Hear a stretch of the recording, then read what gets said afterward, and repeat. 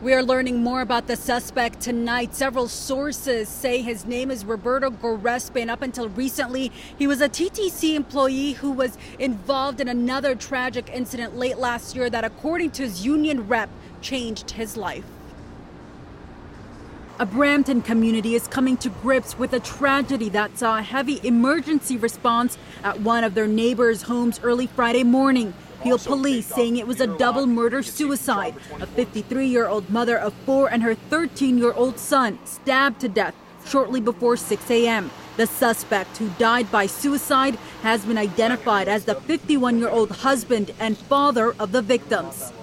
The more I dug into it, the more I found out it really is a tragic story, because he was in front of the board just a few months ago.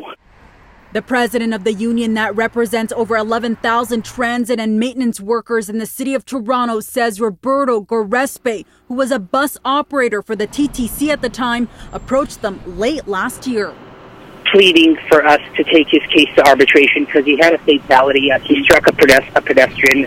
He got fired from the TTC.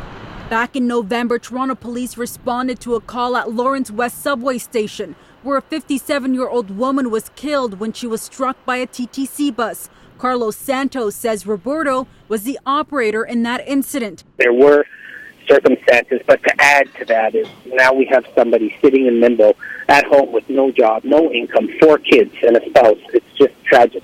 Despite numerous attempts by CityNews to obtain answers, the TTC has not confirmed if Roberto was operating that bus and if he was terminated following the incident, only saying, quote, "We don't comment on personnel matters." They did, however, confirm that a man by the name had been a TTC employee. Oh, the sad thing about the story is he was a good employee. He got terminated.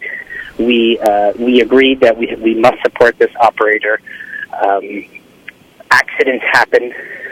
It was under investigation.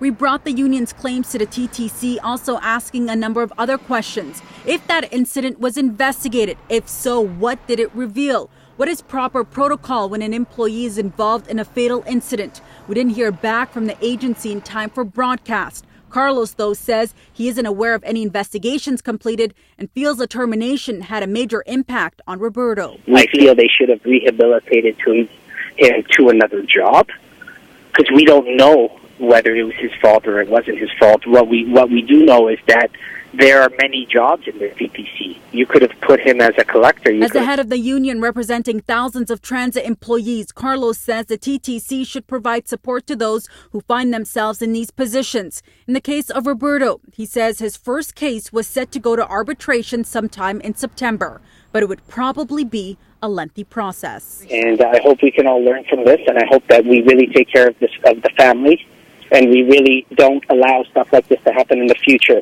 CityNews has decided not to identify the victims. Carlos tells us that he is hoping to reach out to the family, especially the 3 young kids, and offer any kind of support. For CityNews, I'm Faiza Amin.